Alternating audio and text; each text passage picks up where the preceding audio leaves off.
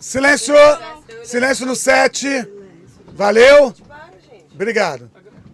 Ah, quantas vezes você já viu alguém sofrendo um acidente e falou: poxa, eu preferia morrer. Ela agora tá paralisada numa cama. Ah, eu preferia estar morto. Ah, tá com, sei lá, 80, 90% do corpo queimado. Preferia morrer.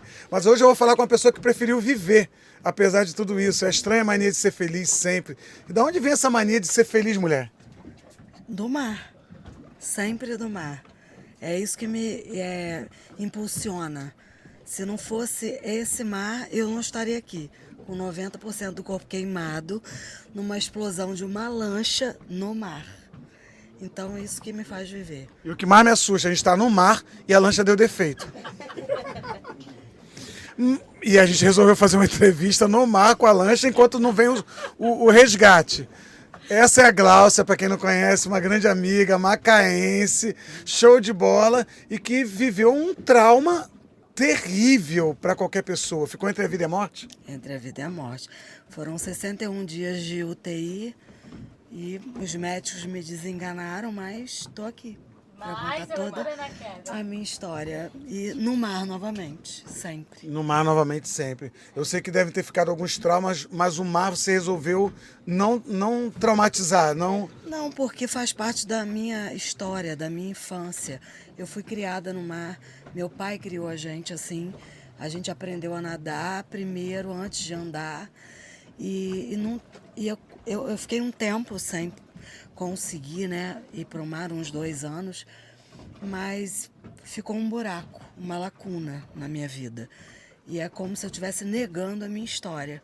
E agora não, já tem uns bons anos, porque isso já tem 6 anos, né? Em 2 anos eu não consegui mais ir para o mar, mas aí depois de 2 anos, já tem 4 anos que eu tô de volta e eu vi que foi só uma fase, que eu precisava me ressignificar. Que louco isso. Agora eu quero que você conte um pouquinho de como foi o acidente. Você estava numa lancha, é uma lancha sua, dos outros, você confiou em alguém, ou você atribui isso a alguma força estranha? Como é que você lida com isso? Como é que foi o acidente? Então, a lancha era da nossa família, né? Como eu falei, eu fui criada, meu pai sempre teve lancha e era uma lancha nossa. E foi um erro humano, sempre, normalmente é um erro humano. A lancha tinha as manutenções e tal, mas teve um problema e a lancha explodiu. E aí, na minha, assim, o que me impulsiona, o que eu acho, que me faz continuar e tentar continuar dessa forma. Tinha um propósito, né? É uma história nossa e eu acho que tudo tem um propósito na vida. Hoje eu tenho 90% do meu corpo queimado e tô aqui. É feio de olhar, é feio. Para uma mulher é difícil, mas eu consegui ressignificar. Eu acho que o propósito é esse. Você ver além e ter que ressignificar o que é belo para você. Ah, que coisa linda. Acho que é mais do que um propósito, o propósito acontece depois do acontecido. Que eu acho que não existe propósito no que aconteceu, mas você ressignificar e tornar isso propósito de vida, inclusive, iluminando tanta gente, porque você ilumina, né? Você onde chega, essa mulher não esconde. E eu acabo me metendo numa coisa que você acha que é propósito, eu acho que pode não ser propósito, mas criou-se um propósito depois disso, né? Cada um vê de uma maneira, né? Mesmo, né? Assim, eu acho que, na minha opinião, eu acho que é ressignificar que é a palavra. Eu tive que ressignificar toda a minha vida. Tive que ressignificar a minha voz. Eu queimei as cordas vocais, eu não tinha essa voz. Ela não tinha essa voz sensual, doce, atraente, sexy. Eu costumo dizer que eu parei de me reconhecer. Que se eu fechasse meu olho e falasse, eu também não me reconhecia. Me olhava no espelho, não me reconhecia. Então, essa ressignificação para mim que foi muito importante. Eu tive que me olhar, sempre fui muito vaidosa, tive que me olhar e me achar bonita, dessa forma. Que louco. Muito, é difícil, E não é é fácil. difícil, é difícil. É difícil. Mas tu é linda mesmo. Ah, obrigada. Mas você é meu amigo. Ela que me convenceu. Você é meu amigo. Ela é linda e casada, o marido dela tá ali. E minha mulher tá ali passando mal porque nós estamos a meio que a deriva aqui. Mas quando eu falo que não tem propósito, não é uma questão para mim que haja propósito num acidente. Para mim não é uma questão. Não, porque sim. eu acho que pode ter propósito em tudo. Não, mas eu propósito acho. na minha vida. Exatamente, mas eu acho Propósito que na minha como vida. você lida com isso, que é o propósito. Sim. Porque eu acredito na natureza das coisas. Onde tiver gasolina, coisa com chama, com não sei o que, eu não entendo tanto de química assim. Mas eu acredito na natureza das coisas. Onde tiver um carro com uma velocidade muito alta, fazendo uma curva, não vai ter aderência e vai bater. E o acidente aconteceu por causa de uma falha de humana que você falou, mas De mecânica. de mecânica tinha, parece que gasolina. Gasolina, então. E qual é o cuidado que a gente tem hoje? Por exemplo, a gente está aqui da deriva, qualquer coisa pode dar defeito. Mas a gente hoje tem um cuidado. A nossa lancha, ela tinha um motor de centro e era gasolina. Isso é bom a galera saber então. Vamos lá, Então, dicas. Exato. O motor de centro a gasolina eram 2 motores, 2 tanques, e um tanque teve um vazamento de combustível, um tanque funcionando e o outro motor parou de funcionar e um funcionando. Quando acessou o outro motor, ela explodiu porque teve uma pressão. Se fosse a diesel, ela não explodiria. Entendi. Pode pegar fogo, mas não explode. Entendi. Por isso que quando a gente veio fazer esse passeio, eu falei assim, eu só vou se for gasolina, motor de popa. Motor do lado de fora. Se for motor de centro, tem que ser diesel. Entendi. Eu não sabia, eu ainda não sei nada, porque eu não sei nem a diferença de diesel para gasolina. Eu só ia vir e ia estar aqui também, a deriva igual tô. Não quer E dizer vamos que falar vai. com o marinheiro agora, super experiente, que tá apavorado, porque nunca passou por isso. Bom, primeiro eu quero te agradecer por se expor dessa maneira, porque isso vai pro meu canal do YouTube, essa tal Curriola, que é para falar de espiritualidade. E para encerrar, eu queria que você falasse de espiritualidade, porque ainda que ela tenha 90% do corpo queimado e deu a volta por cima, é uma mulher jovem, atraente, mãe, esposa, tesuda, tudo que vocês podem ver, que eu não vou filmar. Oi, amor, só um instantinho. Minha mulher tá ali passando mal. Tá estranho, Renato. Ela tava quieta. Ela tava quieta até agora. Tá estranho, amiga. Ela tava quieta até agora, mas resolveu falar quando eu chamei tesuda. Não, tesuda, porque é uma mulher com tudo em cima. Não tem preconceito e nem problema de falar.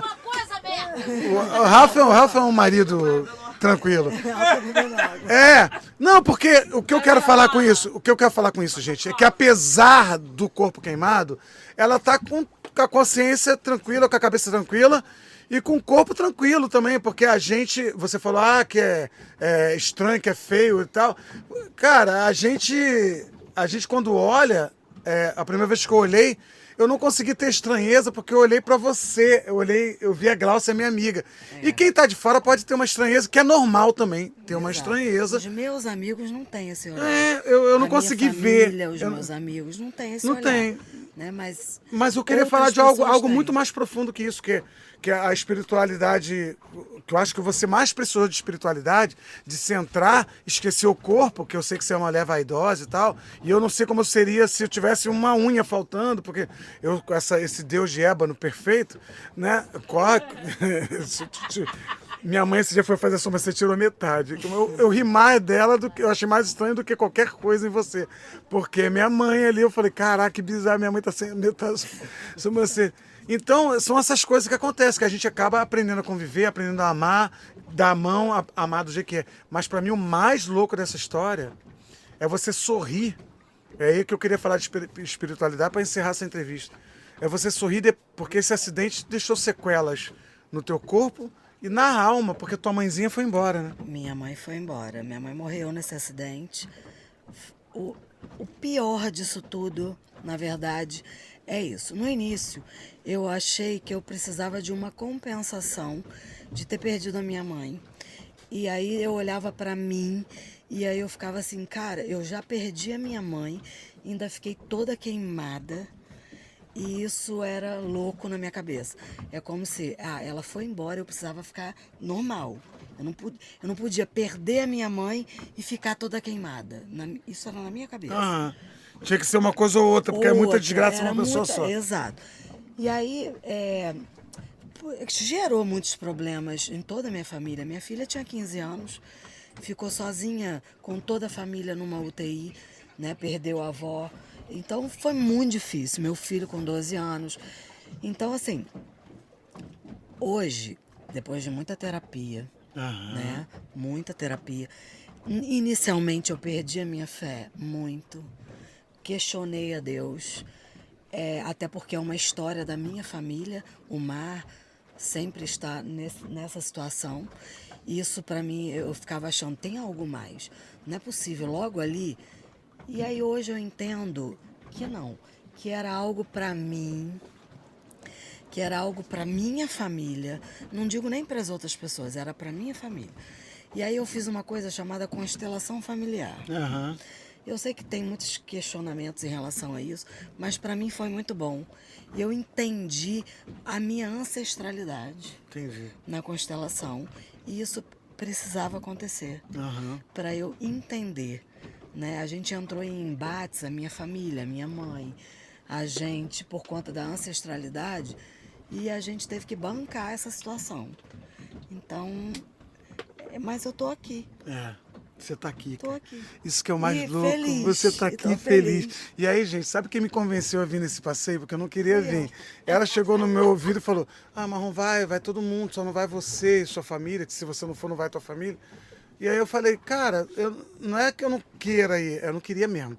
Mas eu fui delicado com ela, falei, não é que eu não queira ir, é que eu não tenho tesão nesse tipo de passeio. Eu sabia que ele estava sendo delicado, tá? Mas ela me convenceu a vir e, cara, eu queria te agradecer por ter me convencido, por esse momento de naufrágio. Eu quero te agradecer por tudo, por o chapéu que voou, que vocês não sabem da história. Não. E queria encerrar dizendo o seguinte, às vezes as pessoas ficam surpresas quando eu falo que eu não acredito em algumas coisas que estão na Bíblia, tipo o livro de Jó. Porque eu não acredito em Satanás indo no céu e falando, Deus, tá vendo aquele teu servo?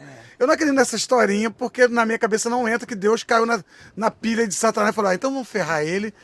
E aí, só pra você ver que eu tenho razão. Né? Não, mas Deus deu tudo em dobro depois. Mas quem quer perder tudo, né? Riqueza, filhos, mulher e tal. Mas eu acredito nos Jóis. Acho que a Bíblia tem isso, né? Que a história pode não ser tal como está escrito, mas é para nos inspirar a ser Jó. Aqui, ó, um Jó na terra. Então é com isso que eu queria encerrar. Falando que você é um Jó na terra, que você me inspira muito. E que tá tudo certo, tá tudo lindo. Que esse naufrágiozinho aqui foi só pra gente gravar essa entrevista. Daqui a pouco vem o reboque. Se vocês não assistirem, é porque não foi pro ar, porque não foi rebocado. Mas se vocês estiverem assistindo, é porque deu tudo certo. Glória a Deus pela tua vida. E eu te amo por ter me convidado, te amo por você ser quem é, como é, se expor, você me inspira muito. Eu preciso aprender a ser um pouco Jó. Jó Gláucia, não o Jó de lá. O Jó de lá também serve para nos inspirar, mas o Jó daqui, o Jó daqui é vida real. Obrigado, Gláucia. Obrigada. Aê!